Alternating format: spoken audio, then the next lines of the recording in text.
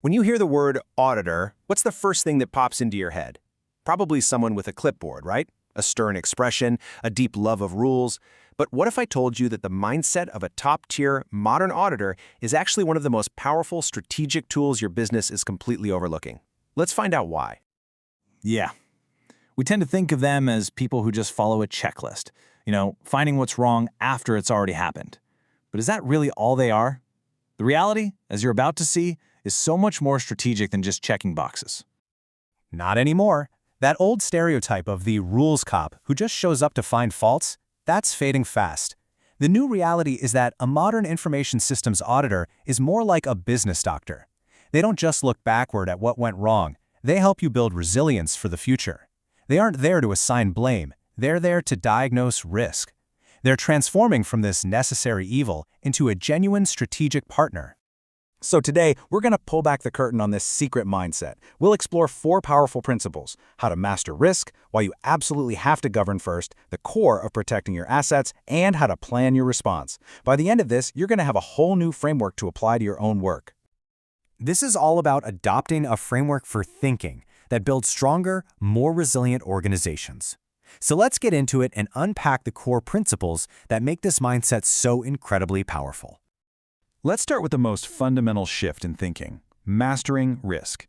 This is where we leave behind the whole idea of an audit as a simple checklist, and we step right into the world of strategy.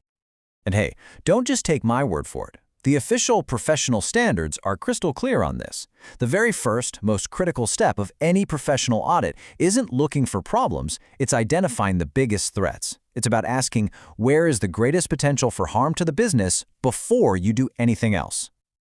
So how do they actually do it? Well, it's a pretty smart 3-step process. First, they define what's called the audit universe, which is just a fancy way of saying they list out every single process and system they could possibly look at. Then, and this is the crucial part, they do a risk assessment on every single one of them. And finally, this is the key, they prioritize. They strategically focus their limited time and energy on the areas where the risk is highest. They don't try to boil the ocean, they go right where it matters most.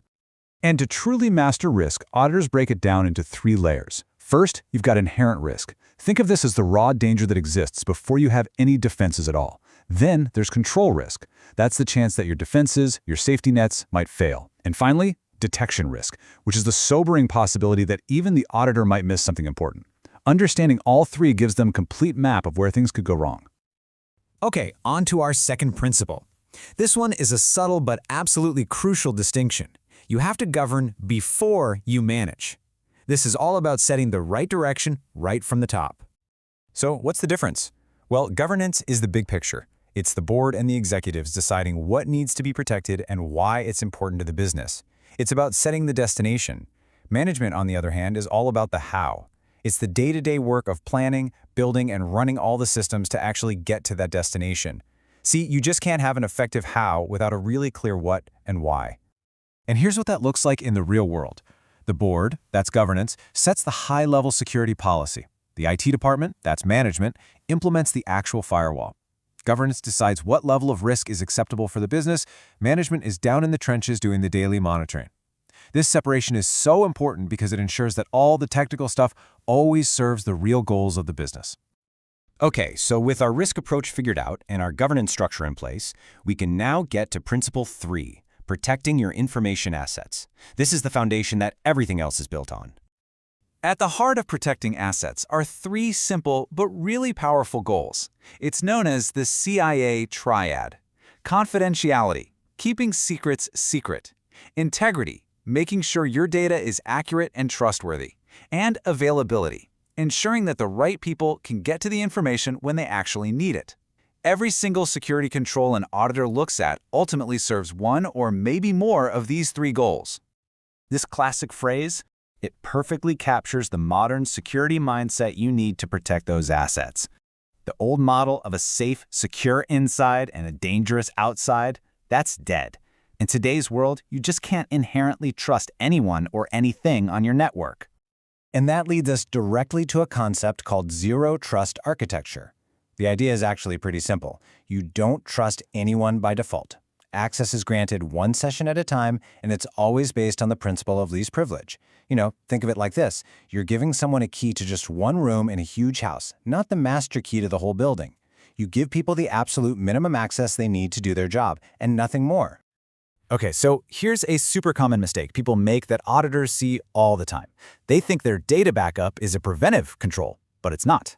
A backup doesn't stop a file from getting deleted or encrypted by ransomware. That's the job for a preventive control, something like encryption or strong access rules. A backup is a corrective control. Its only job is to help you recover after the disaster has already happened. And believe me, understanding that difference is crucial for building a system that can actually bounce back. Which brings us perfectly to our final principle. Look, even the best defenses can fail, so you must plan your response. Principle 4 is all about preparing for the inevitable, because security incidents, they're really a matter of when, not if. A formal incident response plan is basically your playbook for chaos. It's not just about cleaning up a mess, it's about having a standardized process ready to go before anything happens. That way you can contain the damage, get back online fast, and, this is critical, preserve the digital evidence you're going to need for any investigation later on. All right, we've covered the 4 core principles. Now let's put it all together so you can start applying this powerful mindset for yourself. So here it is, the crucial takeaway. Thinking like an auditor means being risk-first in where you focus your energy, governance-led so you have the right direction, asset-focused in what you protect, and response-ready for when things inevitably go wrong. It's a strategic loop that builds true organizational resilience. And that leaves us with one final question for you to take with you. Using this new mindset, I want you to think about your own team, or maybe your next big project. What is the biggest unexamined risk that nobody is talking about? Because remember, just identifying that risk, that's the very first step to mastering it.